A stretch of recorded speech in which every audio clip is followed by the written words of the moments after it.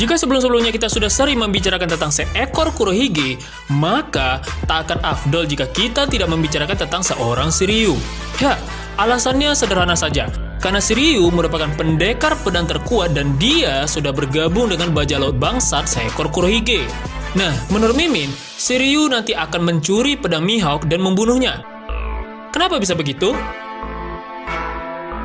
Langsung saja kita masuk ke pembahasannya.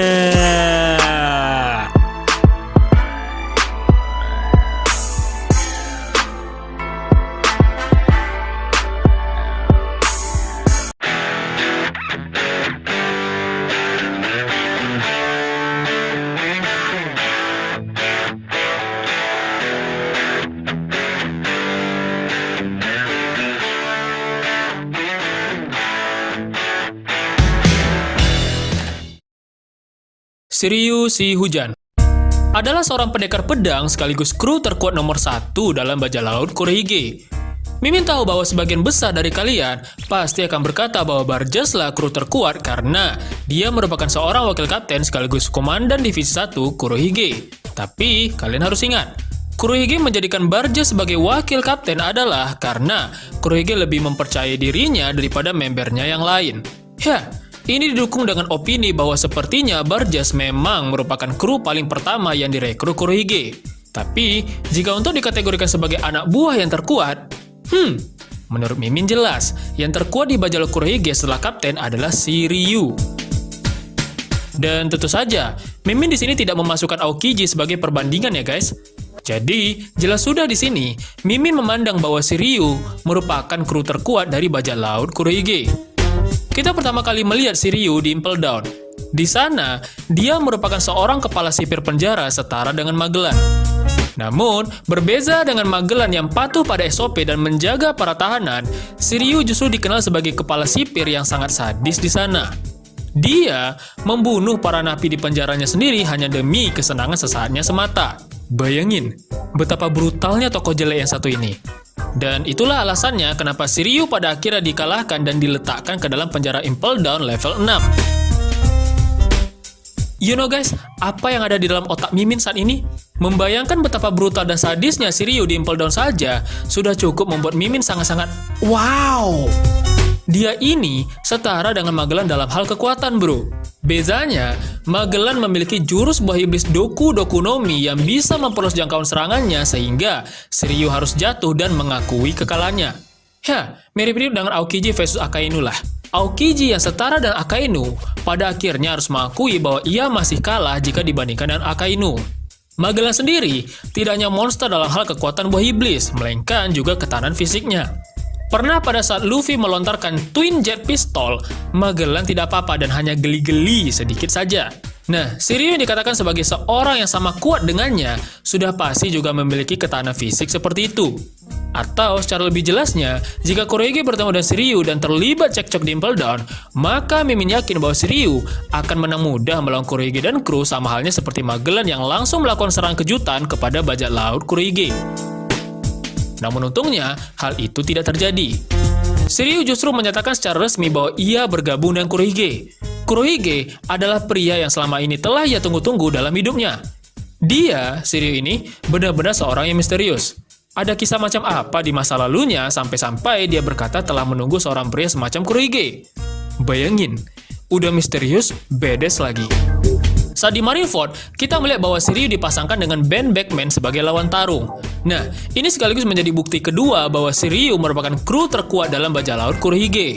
Shiryu merupakan seorang yang tenang dan berpikir rasional.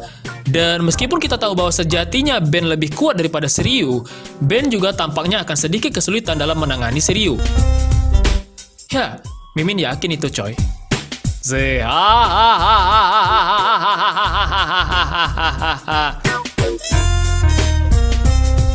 Alasan Shiryu memakan Suke no Mi. Sejak di Dressrosa, kita sudah diberikan kabar bahwa Kurohige saat ini lagi gencar-gencarnya mengincar kekuatan buah iblis. Dan ya, Barjas membuktikan itu dengan memburu buah merah-merah di Kolosium Dressrosa. Di momen itu, kita semua berpikir bahwa kru Kurohige yang lain pasti juga mengincar kekuatan Logia atau kekuatan terkuat lainnya untuk dimakan buah iblisnya. Namun, kemunculan Shiryu membuat kita tersentak dan membuyarkan semua opini para fans. Shiryu justru membunuh Absalom dan mengambil kekuatan buah iblisnya, Suke no Mi. Nah, pertanyaannya, apakah Shiryu memang sudah memiliki tujuan tertentu dengan kekuatan Suke ini atau ia hanya mengambilnya secara asal-asalan? Maka dape, yuk makanlah. Apakah Shiryu adalah tipe seperti itu? Menurut Mimin, Shiryu jelas sudah memiliki maksud dan tujuan tertentu menggunakan buah iblis ini. Tujuan pertama tentu saja, ia ingin menjadi pendekar pedang terkuat di dunia. Ingatkah kalian yang Cavendish yang memiliki kekuatan Hakuba? Saat ia berada dalam mode Hakuba, dia sangatlah cepat bagaikan angin puting beliung dan tidak kelihatan. Baru sekedar mengandalkan kecepatan saja, dia sudah tidak kelihatan dan menjadi sangat berbahaya. Sekarang bayangin Shiryu dengan kecepatan yang sama seperti Hakuba, plus benar-benar menghilang dengan kekuatan Suke no Mi. Cuma satu kata guys, mengerikan. Nah, jadi fix ya, jika Suke no Mi akan bisa membuat Shiryu menjadi pendekar pedang terkuat di dunia. Kemudian tujuan keduanya adalah jelas untuk mencuri. Kita tahu bahwa bajak laut Kurohige adalah kumpulan orang yang sangat licik dan jahat. Nah, orang yang licik dan jahat pasti akan selalu melakukan yang namanya penyusupan, pengintaian, dan juga pencurian. Nah, khusus untuk pencurian, apa yang sebenarnya ingin dicuri oleh Shiryu dan kekuatan Suke no Mi? Menurut Mimin, yang ingin dicuri oleh Shiryu adalah pedang Mihawk. Ya, Mimin tahu hal ini sangat kontroversial buat teman-teman. Tapi, coba dengarkan ini baik-baik. Kita tahu bahwa Shiryu adalah lawan sejati yang telah dipersiapkan sedemikian rupa oleh Oda untuk Zoro. Nah, Zoro sendiri adalah pendekar aliran 3 pedang, sementara Shiryu hanyalah seorang pendekar 1 pedang. Sejauh ini, kita sudah melihat musuh-musuh Zoro yang menggunakan 2 pedang maupun 6 pedang atau lebih. Tapi, kita tidak pernah sekalipun melihat Zoro yang melawan musuh menggunakan 3 pedang sama seperti dirinya. Nah, bagaimana jika sebenarnya Shiryu merupakan seorang pendekar aliran 3 pedang sama seperti Zoro? Menurut Mimin, ini sangat masuk akal. Seperti sudah Mimin ungkapkan sebelumnya bahwa Shiryu berkata, "Aku sudah menunggu lama pria seperti dirimu," kepada Kurohige.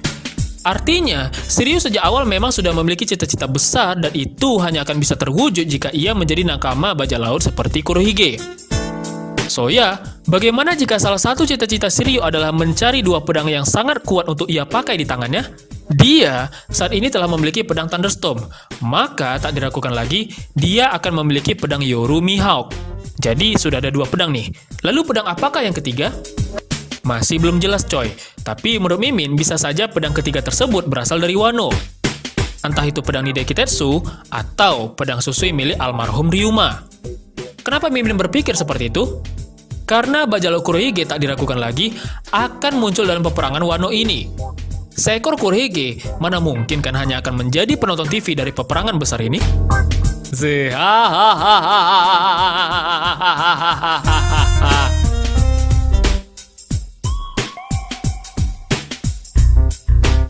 Kematian Mihawk di tangan Shiryu. Sebelum ini, Mimin sudah menjelaskan bahwa Kurohige akan datang ke Wano dan nimbrung dalam perang besar yang dibuat Kaido. Nah, tentu akan jadi pertanyaan, jika Kurohige ke Wano, kapan mereka akan melawan Mihawk? Well, jawabannya sebenarnya cukup simpel guys.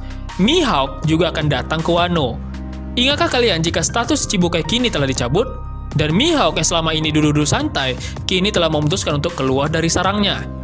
Dan kita semua melihat bahwa Mihawk sangat bersemangat untuk ini, seolah ini adalah hal yang sudah ia tunggu-tunggu sejak lama. Dan kemarin Mimin pernah berteori di video yang lain bahwa Mihawk merupakan anak buah dragon dan ia sedang bersiap-siap menunggu perintah dragon. Namun sekali lagi, hal itu masih merupakan teori Mimin yang belum terbukti kebenarannya guys. Nah, bagaimana jika di sini Mimin buat lagi teori alternatif? Bagaimana jika Mihawk sebenarnya telah dihubungi Shanks dan ia disuruh untuk pergi ke Wano? Ya, tentu ini juga akan menjadi teori yang masuk akal sekali sebab Shanks dan Mihawk sejak awal memang adalah teman sejati. Mihawk sebagai orang yang sangat pintar pasti akan siap jika Shanks membutuhkan bantuannya sebagai aliansi. Lalu, kenapa Shanks harus memanggilnya? Bukankah Shanks sudah memiliki kru yang sangat-sangat kuat?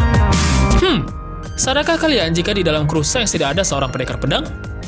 Ya, memang Shanks sendiri adalah seorang pendekar pedang, namun rasanya belum afdol jika sebuah bajak laut belum memiliki member pendekar pedang yang juga sekaligus merupakan orang terkuat nomor 2 setelah kapten.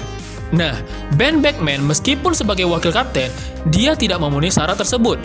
Jadi, masuk akal di sini jika Shanks meminta kawan lamanya yaitu Mihawk untuk turut nyebur dalam perang besar Wano. Nah, disinilah baru akan terjadi pertarungan yang ajib dan keren. Shanks akan berhadapan dengan Kurohige, sementara Mihawk akan berhadapan dengan Shiryu. Dan di sini menurut Mimin, Shiryu akan berhasil mengambil pedang Mihawk dan melakukan serangan ke tubuh Mihawk dengan menggunakan pedang Yoru.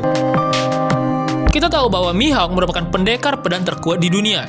Dan di anime biasanya, seorang yang sangat-sangat kuat hanya bisa dikalahkan dengan senjatanya sendiri. Nah, masuk akal kan? Jika Mihawk akan kecolongan dan ia terbunuh oleh senjatanya sendiri. Nah, dengan demikian, Shiryu akan menjadi pendekar 3 pedang terkuat di dunia karena dia memiliki pedang Thunderstorm, Yoru, dan Nidai Kitetsu dari Wano. Dia akan menjadi lawan yang sangat pas untuk Bang Zoro. Untuk mengatasi kekuatan Suke no Mi Shiryu, Zoro akan mengaktifkan mata kirinya. Dan untuk melawan kekuatan fisik Shiryu, Zoro akan menggunakan fisik sekaligus 3 pedangnya. Menarik bukan? Pertarungan final antara 2 orang pendekar 3 pedang terkuat di dunia.